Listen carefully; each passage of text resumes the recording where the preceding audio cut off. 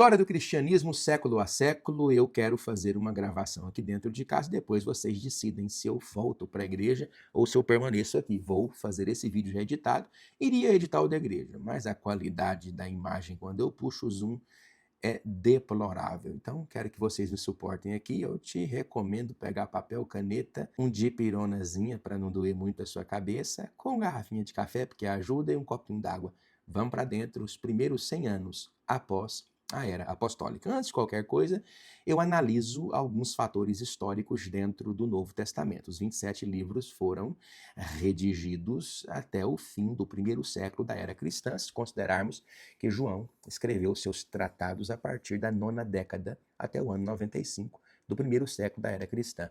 Teófilo, um alto funcionário da guarda pretória romana lá no Egito, cidade de Alexandria especificamente, pediu que Lucas fizesse o tratado biográfico da vida de Cristo e da igreja, para que os irmãos esparramados pelo vasto Império Romano pudessem ler o que estava acontecendo na Judéia, Pérea, Idumeia, Traconíates, Decápolis, enfim, em todos os lugares que inicialmente Jesus colocou seus pés e a posteriori os apóstolos. Lucas fez todo esse trabalho porque também teve o privilégio de acompanhar Paulo em algumas de suas expedições missionárias, e especificamente a terceira expedição missionária foi assistida pelo nosso querido irmão Lucas. Tanto é verdade que você tem ele na lista entre aqueles que ficam com Paulo enquanto ele está sob prisão provisional, que nós chamamos de domiciliar na cidade de Roma. Ele registra o livro de Atos dos Apóstolos e nele você tem 30 anos, 32 no máximo. O período da ascensão de Cristo ao céu até entre os anos 62 ou 63 do primeiro século da era cristã, considerando a possibilidade de que Paulo e Pedro morrem sob a égide imperial de Nero. Lucas não registra, então nós consideramos o fato de que Lucas tinha sido dispensado da companhia apostólica de Paulo. Tanto é verdade que quando Paulo escreve para Timóteo, na segunda epístola, ele pede que Timóteo vá ter com ele depressa, porque ele registra ali que somente Lucas estava com ele, que todos o abandonaram. O que faz com que entendamos que Lucas fica com Paulo até próximo do período em que ele vai ser martirizado, mas não registra este fato. Lucas, ele registra apenas o último capítulo de Atos dos Apóstolos e, sequencialmente, a igreja se estende até nós. Olhando o que Lucas registrou para Teófilo, você tem dos capítulos 1 ao capítulo 7 o evangelho atingindo a região da Judéia, Pérea e Traconíates. No capítulo de número 8, você tem o evangelho chegando a Samaria, no capítulo 9, na região de Damasco, no capítulo de número 10, Cesareia Marítima, no capítulo de número 11, você tem o evangelho chegando a Antioquia da Síria, nos capítulos 13 e 14, o evangelho vai para Pafos, para Pergue, na Panfilha, para a Galácia do Sul, passando pela Atália. Capítulos 16 e 18, você tem o evangelho atingindo a região greco-macedônia e a Acaia. Capítulos de número 19 e 20, Ásia Menor e Meridional, Frígia, Capadócia e Vale do Lico. Capítulos 27 e 28, o evangelho atinge as ilhas de Malta, posteriori Roma e com pretensões de chegar até a Espanha. Isso é o que nós temos por registro biográfico da cronologia em capítulos de quando e onde as cidades foram alcançadas como países pelo poder do evangelho. O que eu gosto de considerar é o que os apóstolos fizeram no primeiro século da era cristã, para não dizer que eu fui para o segundo, sem passar pelo primeiro. A primeira observação que eu quero fazer, eu vou evitar aqui falar de Estevão e de outros mártires, como por exemplo o próprio Timóteo morre provavelmente na cidade de Éfeso, quando ele tenta fazer uma interrupção a uma procissão, se eu não estou equivocado, aos deuses da cidade, talvez até a própria Diana. Ele foi pisoteado e apredesado e morreu. Eu não vou entrar nesse bojo. Fiquemos apenas com os 12 discípulos de Cristo. O primeiro foi o Tiago Menor, ele foi morto em Jerusalém a fio de espada por Herodes Agripa. Lembrando que o Herodes, o pai, o grande, o magno, ele morreu ali entre os anos 4 ou 5 do primeiro século da era cristã. Uma monarquia totalmente brutal e carrasca, ele ganhou até popularidade por causa do Beit HaMikdash, do templo que ele havia construído, cuja carga tributária para sustentar aquele templo era de 20% a 25%, de 20 a 25%, e ele tinha pelo menos 10 vezes de área de construção maior do que o Templo de Salomão e podia comportar de pés em todos os pátios em torno de 115 mil espectadores, pátio dos homens, mulheres e até pátio de cambistas, onde Jesus frequentemente visitara e nem sempre o seu espírito estava alegre. Muito bem. A partir de então, Agripa, ele decepa Tiago a fio de espada. Pedro, ele funda o trabalho na cidade de Antioquia da Síria, que, diga-se de passagem, evangeliza o mundo de sua época. Ele morre provavelmente em Roma, e aí as datas são diversas.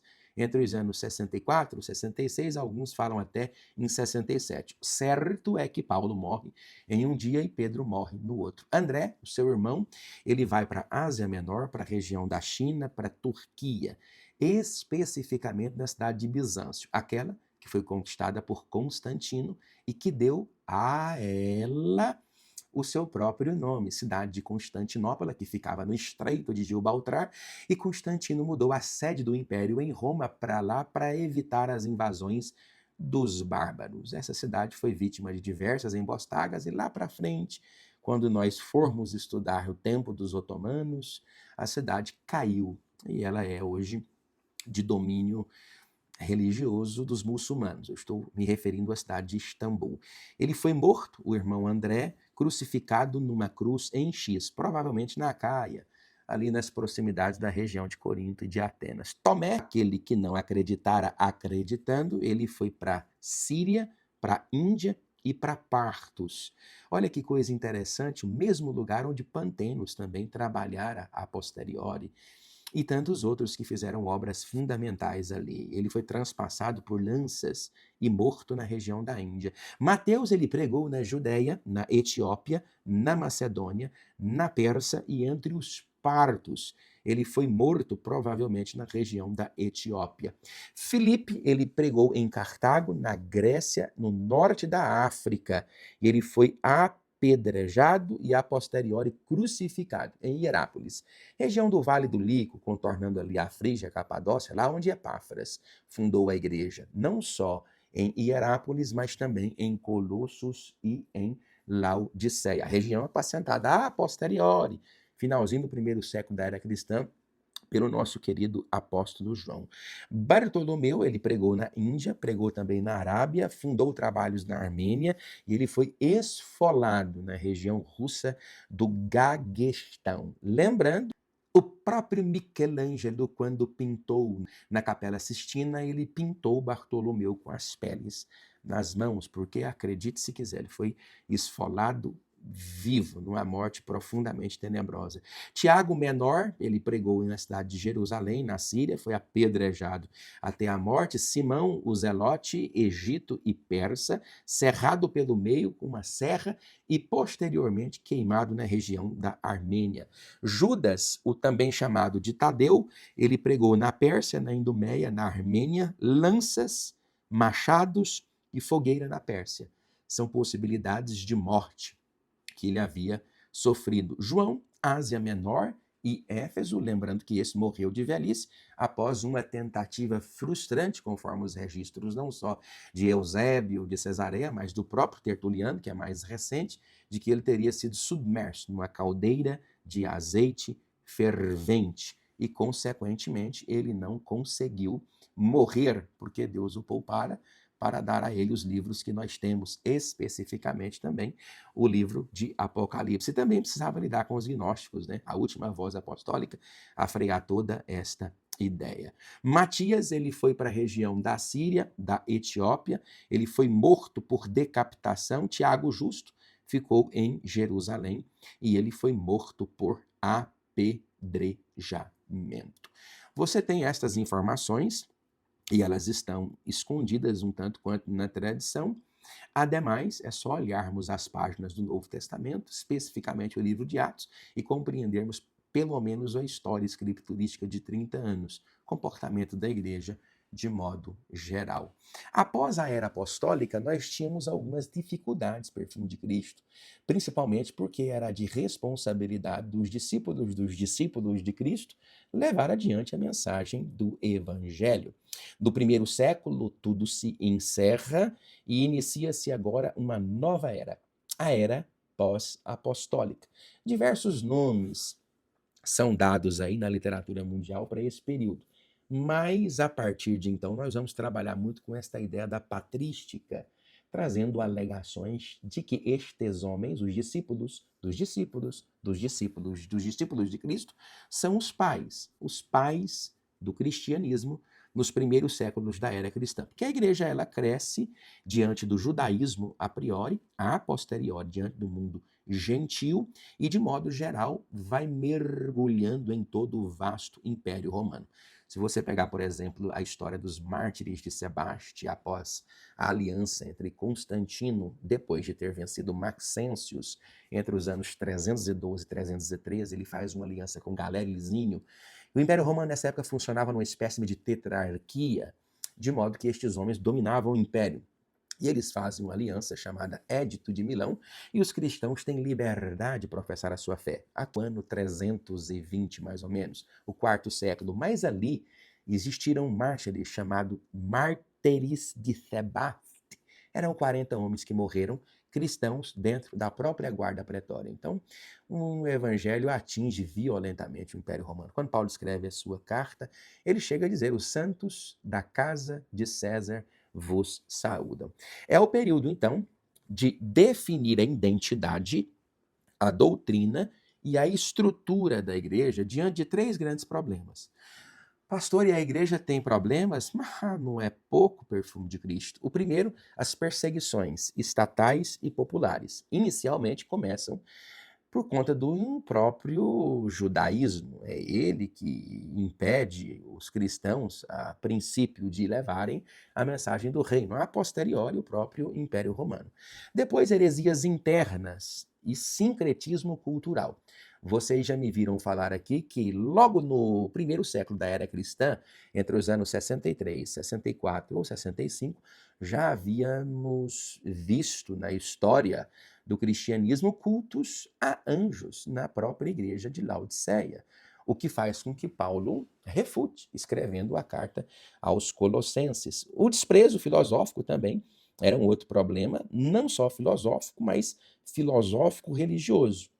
E, na verdade, nós tínhamos até uma influência sincrética dentro da igreja por conta de uma personagem veterotestamentária, e eu digo veterotestamentária porque não é nem tão antiga, ela está no período intertestamentário, e ela entra até um pouco dentro do nosso próprio período, que é Fílon. Ele quis harmonizar a filosofia grega, era amante de Platão, Aristóteles e Sócrates e LTDA, com os escritos de Moisés. Então, ele começou a alegorizar muito o Antigo Testamento para colocar as mesmas verdades que tinha na boca de Moisés também na boca dos filósofos. E isso trouxe uma contrariedade sincrética, miscigenada e cultural para dentro da igreja. Então, adotou os três inimigos: perseguições, heresias e desprezo filosófico-político dos irmãos que estavam pela primeira vez experimentando essa boa nova, essa boa notícia. Em segundo lugar, o crescimento da igreja e o seu testemunho. Pastor, e a igreja cresceu? Cresceu sem marketing, sem absolutamente nada de marketing, a não ser a vida daqueles que verdadeiramente vivenciavam o evangelho.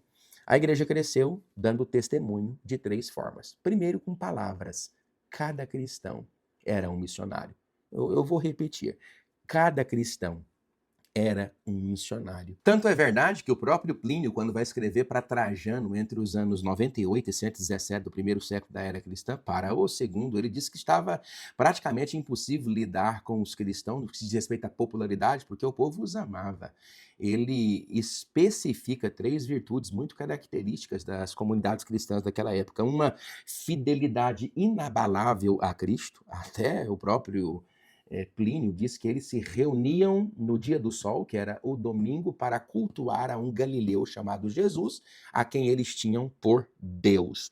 Também ele falou sobre a simplicidade destes cristãos e a ética moral extremamente elevada.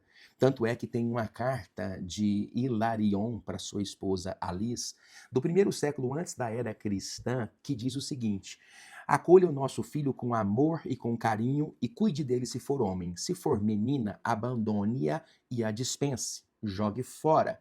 Era um funcionário, escravo ou soldado romano que estava em Alexandria, escrevendo para sua esposa o comportamento que ela deveria ter com a gestação. Se for menino, adote, fique. Se for menina, jogue fora. As crianças que eram jogadas fora eram geralmente cuidadas pelo cristão. Foi o cristianismo que ressignificou papéis sociais, éticos, dentro do Império Romano, a partir do momento em que ele se institucionalizou. Isso nós não podemos negar. Tanto é que no quarto século da era cristã, nós temos uma carta onde Juliano, o apóstata, quarto século da era cristã, escreve provavelmente para Libânios, um grande retórico de sua época, que tinha por discípulo João Crisóstomo, que viveu entre os anos 347 a 417 da era cristã. João Crisóstomo era considerado o possível sucessor de Libânios, mas os cristãos, como o próprio Libânios diz, o roubaram de nós. João Crisóstomo se tornou um dos maiores querigmáticos pregadores exegetas do seu tempo. Na carta entre Juliano o Apóstata e Libânios, Juliano fala que estava muito difícil eliminar os cristãos porque eles eram extremamente cuidadosos, não somente com os próprios órfãos, mas como com órfãos e viúvas dentro do Império Romano, cuidando inclusive dos gentios. Tanto é verdade que Juliano, o apóstata, eu não vou entrar sobre o caso dele agora, só na quarta aula, ele, quando morreu, disse assim: ó Galileu, tu venceste-me. Então, os cristãos pregavam não só por palavras, pregavam por atos, porque tinham testemunho e pregavam com a sua própria vida. Tanto é que você tem aquela frase de Tertuliano: o sangue dos mártires é a semente de toda igreja. A igreja crescendo e tomando todo o Império Romano, e outra, o Império Romano, de certo modo, acreditava que o cristianismo enfraquecia o Império. Eles gostavam muito mais daquela religião ligada àquele panteão. O panteão romano é o mesmo panteão grego, mudam-se apenas os nomes. Eu não vou entrar nessa ladainha mitológica aqui agora, não. O que eu posso dizer para você, alguns mandatários que perturbaram um pouco o cristianismo. O primeiro é Nero, entre os anos 64 e 68, Domiciano, esse foi que prendeu a João entre os anos 81 e 96, Trajano, entre os anos 98 e 117, quando esse Trajano escreve para Plínio, eles não gastem recursos do governo com cristãos, não. Agora, se eles perturbarem vocês, você aí sim extermine-os. Adriano, entre os anos 117 e 138, você tem Antônio Pio, entre os anos 138 e 161, Marcos Aurelius, e aqui temos alguns mártires importantes desse tempo, inclusive Felicidade, seus 7 filhos, daqui a pouco eu falo sobre ela, entre os anos 161 e 180, Cômodos, você tem entre os anos 180 e 192, Pertinaz, no ano 193, o imperador interino, Didio Juliano, não é o Juliano apóstata do quarto século, este é do ano 193, e Sétimos Severo, entre os anos 193 a 211, fiquemos, portanto, dentro do segundo século. As perseguições se davam por conta de uma única coisa: os romanos não importavam de cristãos serem cristãos. Eu repito, perfume, os romanos não importavam-se dos cristãos serem cristãos. Os romanos importavam-se dos cristãos serem apenas cristãos. Eles não admitiam a possibilidade de que um cristão não pudesse ser politeísta. E politeísmo aqui está muito mais vinculado à capacidade que cristãos têm de fornecer ao imperador culto. Então, esse era o principal problema. Isso foi o problema? Ah, se não foi. O próprio historiador romano Tácito, ele também era senador e ele era historiador, ele disse que os cristãos cobertos com peles de ovelhas ou cabras eram entregues a cães esfaimados e a ursos, para serem dilacerados em espetáculos públicos, ou eram atrelados a postes cobertos com peles e pinches, queimavam para servirem de luzeiros em postes, especificamente nos jardins de Nero. A perseguição era terrível. O indivíduo que negasse a Cristo nas perseguições recebia até um certificado, igual estes aqui de trás. Diploma, sim, um certificado de sacrifício. O nome do certificado era libellus. Guarde esses nomes, perfume.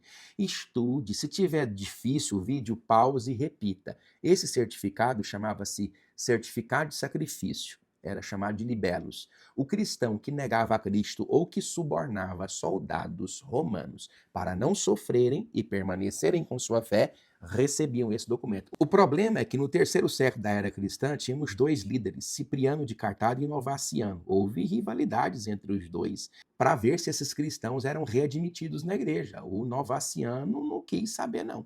Não aceitava cristãos que negassem a Cristo. Já Cipriano de Cartago flexibilizou um pouco e ele deixou apenas que obreiros não pudessem voltar. Isso foi nos dias de Décio, 252, lá no quarto século da era cristã, houve uma nova disputa entre Donátio e também Agostinho de Hipona nos dias da perseguição de Diocleciano, mas a gente vai ver isso mais para frente. Nestas duas ocasiões, nós tivemos rupturas institucionais dentro da igreja. Deixa eu falar aqui para ti, perfume de Cristo, quando falarem para você que quem dividiu a igreja foi Lutero, nunca foi. Lutero não propôs divisão, propôs um retorno. Retorno aonde? Às Escrituras. Novaciano já dividiu primeiro, os donatistas dividiram depois, e antes dele os marcionistas e tantos outros que dividiram a Igreja de Jesus Cristo de modo geral. Mas a gente vai trabalhando isso aos poucos, tá bem?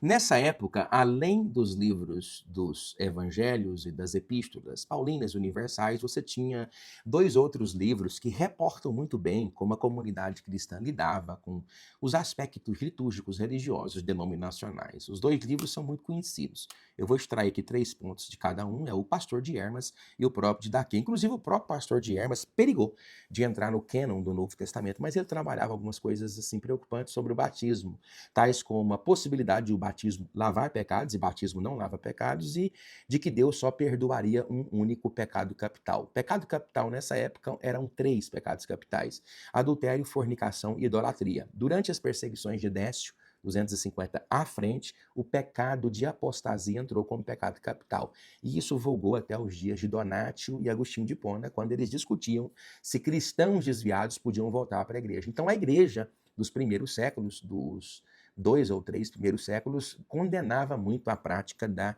apostasia, do adultério, da fornicação e da idolatria. Os dois livros, o Didaquê, ele era um livro bem normativo. Entre os anos 80 e 110 ele foi escrito e ele trabalhava algumas questões que eram práticas. A questão do dia a dia da fé, no Manual Prático de Vida Cristã, a questão do batismo, que deveria ser com água corrente, o uso do nome do Pai, do Filho e do Espírito Santo, não havendo água em abundância, poderia-se fazer o batismo por aspersão, desde que se jogasse 3 vezes sobre a cabeça do batizando água nela.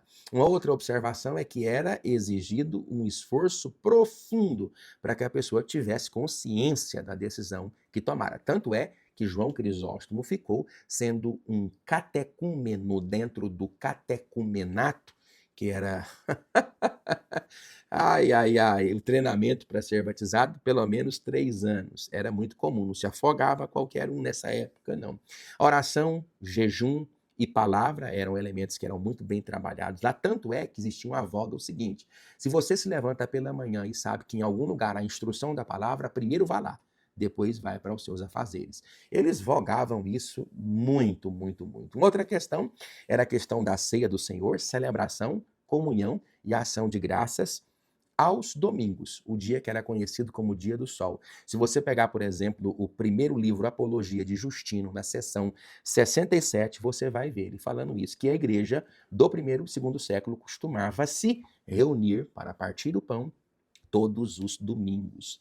A disciplina era comunitária, tanto para obreiros e membros. Eu não disse para vocês aqui, obreiros que negassem a Cristo, estes nem na escola de Cipriano, que era mais flexível, poderiam voltar para dentro do núcleo da igreja, quanto mais exercerem funções.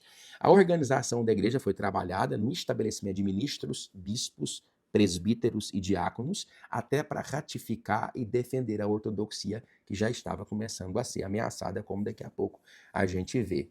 O outro livro é O Pastor de Hermas, entre os anos 90 e 150. É um livro de ensaio moral e espiritual, com ênfase no arrependimento, vigilância constante, preocupações práticas do cristão frente à comunidade de seu tempo. Ele é um cristianismo profundamente moral e pastoral. O Pastor de Hermas é um dos textos mais importantes dos primeiros séculos da era cristã, e para você ler Perfume de Cristo é só dar um Google que você acha ele em PDF em diversas versões, tá bom? Nessa época tínhamos um problema também começando a surgir no ambiente da igreja. Não surgindo ainda especificamente. Agora mesmo eu vou trazer para você uma lista de Richard Niebuhr. O que ele trabalha? Ele trabalha com como os cristãos daquela época lidavam com a cultura de seu tempo. O que é a cultura hoje? Netflix é cultura, música secular é cultura. Naquela época, cultura geralmente era ler livros pagãos, livros filosóficos. Eles gostavam de ler muito um filósofo chamado Cirilo e tantos outros. Até que ponto os cristãos poderiam fazer uso desse tipo de literatura, que naquela ocasião era a cultura secular? Você tem, então, na classificação de Niebuhr, alguns pontos. Primeiro, você tem Cristo contra a cultura, o Cristo da cultura, Cristo acima da cultura, Cristo e a cultura em paradoxo e Cristo transformador da cultura. Então, são 5 pontos aqui que você tem de observar. No primeiro século da era cristã para o segundo, no caso, no segundo século, você tem Tertuliano. Ele é contra a cultura. Tanto é que ele disse: o que tem Jerusalém com Atenas? Nada. Cristo da cultura é Eusébio, que escreveu a história eclesiástica, um pouco mais para frente. Cristo acima da cultura é Clemente, Orígenes de Alexandria e também Tomás de Aquino, na época ali mais do racionalismo, chegando naquela época na teologia escolástica. Cristo e a cultura em paradoxo é Lutero. Não dá para frear essas características culturais, sempre tem que haver esse diálogo entre cultura e evangelho, e Cristo transformador da cultura, um pouco de Agostinho de Hipona, e até o próprio Calvino trabalhou muito bem essa ideia, o Zwinglio de modo geral. Nessa época em que o Império Romano quis dar respostas aos cristãos, uma delas foi através do martírio. Você viu que eu trabalhei aqui as perseguições, mas eu pulei e expliquei como os cristãos se comportavam. Agora eu vou mostrar quais foram os homens que morreram no segundo século da era cristã para você anotar.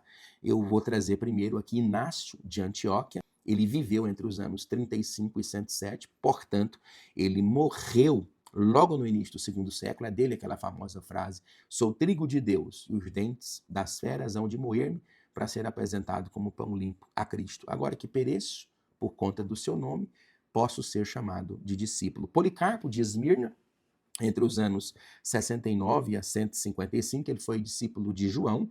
Ele esteve assentado com João em Esmirna, ele encontrou com Marcião de Sinop, daqui a pouco a gente fala um pouco sobre isso. Ele recusou a negar a Cristo com 86 anos de idade, morreu louvando a Deus, não foi amarrado e foi queimado, as chamas não contaminaram seu corpo e o soldado romano desferiu-lhe um golpe no peito com uma lança ou espada.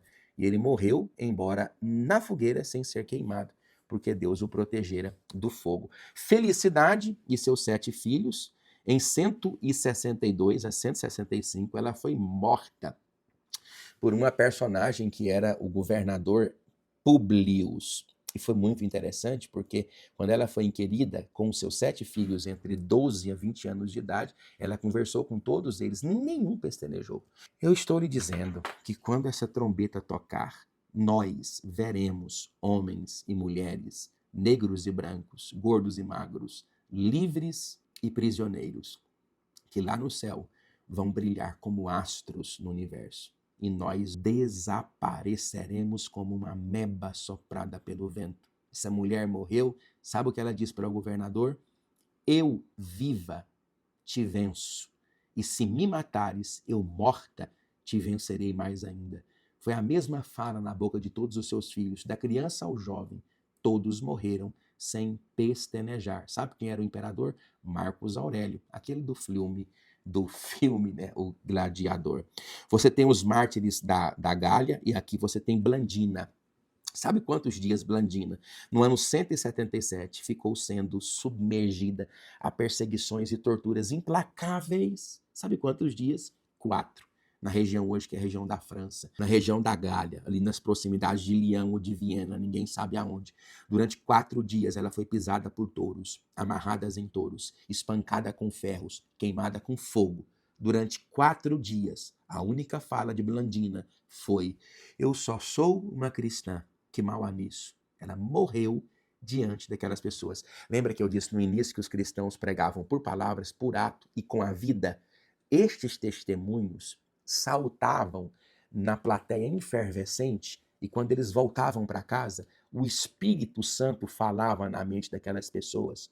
Como, pois, pode homens e mulheres, livres e prisioneiros, ricos e pobres, homens extraordinários ou não, doarem-se e se deixarem mastigar por feras, por fogo, por cães, por touros e não negarem a sua fé? O testemunho desse povo é tão grande que a própria reformista Teresa d'Ávila, a partir do ano 1520, com 7 anos de idade, ela leu essas histórias, ela foi para o Egito para martirizar-se, até que o seu tio a encontrou. Ela fugiu da casa do tio, se internou dentro de um mosteiro e foi ser o que se tornou uma boa mística para se ler, com filtro, né? Claro, perfume de Cristo. E você hoje pensa que é muita coisa e às vezes eu também. É muito complicado. Nesse tempo, eu estou lidando aqui com a questão das perseguições, mas tínhamos uma perseguição que era a perseguição intelectual. Para com essa ideia, perfume de Cristo, de que o povo do primeiro século era burro. Não era ninguém, era burro ali, não. Não, eram pessoas simples, né? Eu não preciso ser burro porque sou simples. Eu não preciso ser estupidificado porque sou simples. A minha simplicidade não está atrelada à instrução. A minha simplicidade está atrelada ao meu Senhor, à vida que eu vivo. Existem pessoas que são extremamente inteligentes e são extremamente humildes. Existem pessoas que estão extremamente ignorantes e são extremamente soberbas. Aquele povo era muito entendido. Tanto é que levantaram-se outros homens, chamados de os apologistas. Foram eles que defenderam a verdade, o amor e a razão diante das acusações daquele tempo. Pastor, mas a igreja sofria acusações intelectuais, sim, de canibalismo. Por quê, pastor? Comiam carne e sangue. E você sabe de quem? Do Senhor Jesus. Acusados de incesto, por causa das terminologias irmãs, irmãos. Os romanos ficavam perturbados com isso. Eram acusados também de adoração a animais. Já pensou? Talvez por causa do termo ictus. Lembra do nome, do símbolo do peixe? Em Romanos, Jesus Christus Theos Iusoter, o nome de Cristo era associado à figura de um peixe. Inclusive, naquela época, quando cristãos queriam se encontrar sendo perseguidos, uns faziam a metade de um peixe na rua e passavam um pouquinho, o outro completava, e aí eles ficavam olhando, aí sabiam que aquele era cristão, podiam se encontrar. Era uma forma de comunicação nessa época. Você tem algumas pessoas que foram importantes nessa época. O primeiro, Justino Marte. Ele, entre os anos 100 e 165, ele ligou a fé à razão. Ele não diz só que fé é fé, sem razão. Não. E aí tem aquele diálogo, né? Eu entendo para crer ou eu creio porque eu entendo? Mas esse aqui, a gente vai entrar nisso aí também.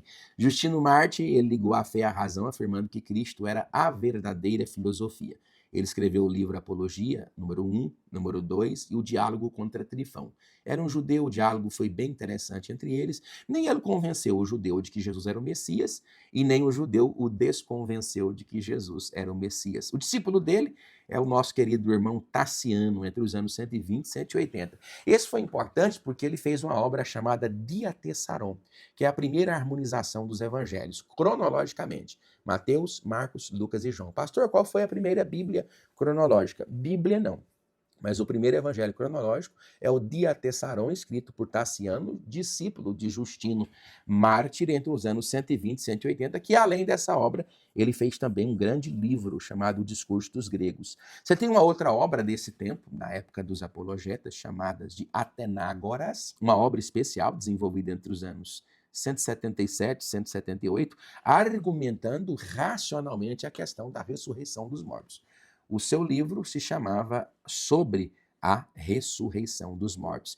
Você tem Teófilo de Antioquia, Ele escreveu entre os anos 170 a 185, ele escreveu a um amigo, a um outro pagão chamado Autólito. A sua obra tem 3 volumes. Ele mostra Deus como criador do universo, combatendo aquelas ideias gnósticas e estoicas no seu livro. E aí tem muitos outros elementos, daqui a pouco a gente aborda um pouco com o gnosticismo marcião e você vai entender. Tem o autor daquele diálogo, a Diogneto, nós não sabemos especificamente quem escreveu, mas foi entre os anos 130 a 200, logo no segundo século da era cristã. Eles defendem, e no livro era defendido que os cristãos eram a alma do mundo, mesmo sendo os cristãos rejeitados por este mundo. Nessa época, as heresias já infiltraram dentro da igreja, tentaram infiltrar logo no primeiro século da era cristã. Você vê algumas epístolas do Novo Testamento sendo apologéticas, a epístola de João, pelo menos 2 especificamente, com o Evangelho, a própria carta de Pedro na segunda epístola, o próprio tratado de Paulo aos Colossos. O primeiro inimigo que entrou foi o gnosticismo, uma mistura de cristianismo com platonismo e misticismo oriental. Já invadiu a igreja. Você tinha eles negando essa questão da encarnação, porque os gnósticos não acreditavam que a matéria era boa, a matéria era má, então eles criam um demiurgo, o Deus do Antigo Testamento é mau, o Deus do Novo Testamento é um bom Deus, e você tem algumas obras que foram combatidas e alguns pensamentos. Você tinha, por exemplo, um pensamento muito equivocado de Basílides. Ele acreditava que a salvação vinha por meio de múltiplos aions ou eions. Aí já é um assunto mais ligado a logosofias, essas questões de nova era e de religiões esotéricas. Você tinha nessa época Valentino. Ele dizia que a salvação vinha por uma espécie de gnose, de conhecimento, e foram líderes gnósticos influentes, e isso é ruim porque eles negam a salvação por meio do sacrifício de Cristo. Até porque Cristo não poderia ter morrido porque ele não tinha corpo. É uma ideia, a palavra grega de dokel, um invólucro, alguma coisa que aparentava ser um corpo, mas não era necessariamente um corpo. E bem aqui no segundo século, você tem 3 pensamentos complexos. Eu não vou entrar neles aqui agora, mas o primeiro é o docetismo, o segundo era o ebionismo e o terceiro o monarquianismo. O docetismo trabalhava com a ideia de que Cristo tinha um aparente corpo físico, que não era literalmente humano. Esse era o pensamento, inclusive, de Marcião de Sinop, daqui a pouco eu falo sobre ele. O ebionismo dizia que Jesus era um homem comum, escolhido por Deus, mas negavam a divindade de Cristo. O monarquianismo, aí você tem ele modalista e dinamista, eu não vou explicar agora, porque a gente vai ter o dia de falar sobre isso, dizer que Deus é único e absoluto. O monarquianismo, ele nega a distinção em 2 pessoas, no caso, o Deus Pai e Deus Filho. E você tem ele modalista e dinamista, a gente vai abordar isso depois. Mas o principal rival da igreja foi Marcião. Marcião, ele foi complicado porque ele via o Deus do Antigo Testamento como um Deus mau, o Deus do Novo Testamento como um Deus bom. Ele começa o seu evangelho a partir do 4º capítulo de Lucas, no versículo de número 31, quando o texto diz: "E desceu Jesus para Cafarnaum." Na cabeça de Marcião de Sinop, ele desceu dali. Ele pegou o evangelho de Lucas, picou todo, tirou toda a parte que atestava a humanidade de Cristo, pegou alguns escritos de Paulo e ele mesmo, pela primeira vez, fez o cânon, os livros que deveriam ser utilizados como sagrados. Me parece que ele encontrou em Roma com Policarpo, e ele, se gabando de ser alguma coisa, ele disse para Policarpo: "Tu sabes quem eu sou?" Policarpo olhou para ele e disse: "Sei, tu és o primogênito de Satanás." Marcião foi refutado, e foi por causa dele, deste homem, que a igreja se reuniu para definir o que de fato era ortodoxia ou não. Foi a partir de então que o cânon foi trabalhado, e a gente vai ver isso a partir da aula que vem. Nós temos aqui algumas listas que já funcionam muito bem, mas na outra aula a gente vai ver melhor toda essa ideia. Sendo assim, a Igreja de Cristo reage a estas implicações, e ela faz isso de 3 formas. Primeiro, ela estabelece o cânon do Novo Testamento. Quais eram os livros que deveriam ser lidos? Na aula que vem eu vou abordar as primeiras listas e quando elas surgiram e por que elas surgiram. Numa segunda instância, você tem a questão do credo, o que era ortodoxia ou não. E numa terceira instância, estabeleceram-se bispos, para que a fonte de autoridade, a partir de comissões de entendimentos, fossem estabelecidos dentro destes territórios, a partir destes bispados, como se alguém estivesse dizendo qual era o pensamento comum entre todos os colégios, vamos colocar essa palavra, apostólicos daquela época. Então, essas foram as 3 formas que a igreja refutou. O cânon, porque Marcião já tinha feito o próprio cânon dele, é a lista dos livros, essa lista já desde 167, 180, com Muratori, ela já sempre existiu, a lista dos livros do Novo Testamento, que são 27.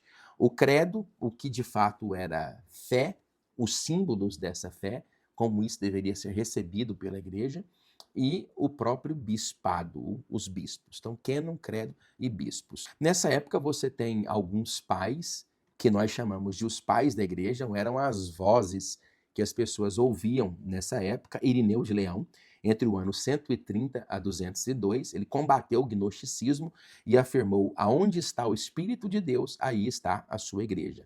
Tertuliano de Cartago, esse é muito conhecido e muito querido das igrejas, principalmente trinitárias, porque ele criou, logo no início, essas cognominações. O termo trindade foi ele que cunhou, o termo encarnação foi ele que cunhou, além de ter criado 509 substantivos, 284 adjetivos e 161 verbos.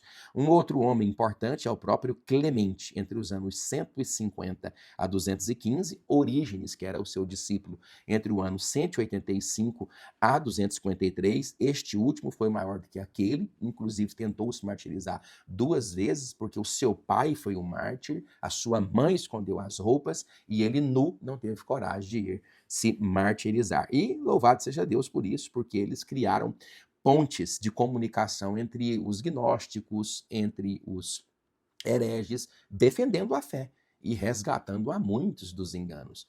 Por exemplo, no seu livro Contra Celso, um dos textos mais importantes de apologia que Orígenes desenvolveu no tempo de sua vida. A vida cristã da igreja, no 2º século da era cristã, era muito marcada por um cristianismo extremamente autêntico. Você tem, por exemplo, a igreja formada inicialmente por pobres, muitos escravos. Você tem o batismo precedido por de profunda aprendizagem, que é chamado de catecumenato. Os catecúmenos seriam hoje o que são os congregados, embora que nas igrejas hoje não tem mais congregados. Mulheres também já estavam ativas no serviço cristão, no ensinamento também aqui, e no testemunho, diaconisas, viúvas consagradas, mártires, inclusive, já eram pessoas importantes. Inclusive, o primeiro livro feminino da história do cristianismo é o Diário de Perpétua, e registrando a história de Felicidade, sua escrava. Não Felicidade, aquela que morreu sobre os dias de Marcos Aurélio, mas uma outra. Você tinha mulheres já que faziam um bom trabalho. A prática de evangelização não era feita como grandes cruzadas, eram feitas em praças, no diálogo, no comércio. No 4º século da era cristã, se eu não estou equivocado, o próprio Gregório diz que estava impossível caminhar em Roma. Todos perguntavam teologicamente se o filho era gerado ou criado, maior ou menor do que o pai, veio primeiro que o Espírito, maior do que o Espírito. Então, a teologia estava na boca do mundo já nessa época. O martírio era muitas vezes o maior e mais evidente sinal de entrega e devoção espiritual. Tanto é que tinha uns irmãos que, assim, não foram bons irmãos no sentido generalizado. O nome deles eram os circunciliões. Para eles, o martírio era a maior dádiva cristã. Eles não são, assim, eu vou colocar aqui uma palavra, não são para ser imitados, mas isso transmitia muito do que era alguém que era martirizado, qual era o nível de respeitabilidade. Inclusive, só quem podia perdoar pecados de pessoas que negavam a fé e queriam voltar para a igreja eram os confessores. Confessores eram pessoas que tinham sofrido tentativa de martírio, mas por algum motivo foram livres do martírio. Como o próprio João, por exemplo, ele seria um bom confessor. Bom, esse é o primeiro dos muitos, se Deus quiser e me dá graça, da história do cristianismo século a século, hoje, os primeiros 100 anos após a era apostólica. Perfume de Cristo. Eu espero que eu tenha te ajudado de algum modo e que isso aqui vire muito além disso que é uma gravação de vídeo e você do outro lado, que seja de fato uma universidade na sua vida, em nome de Jesus.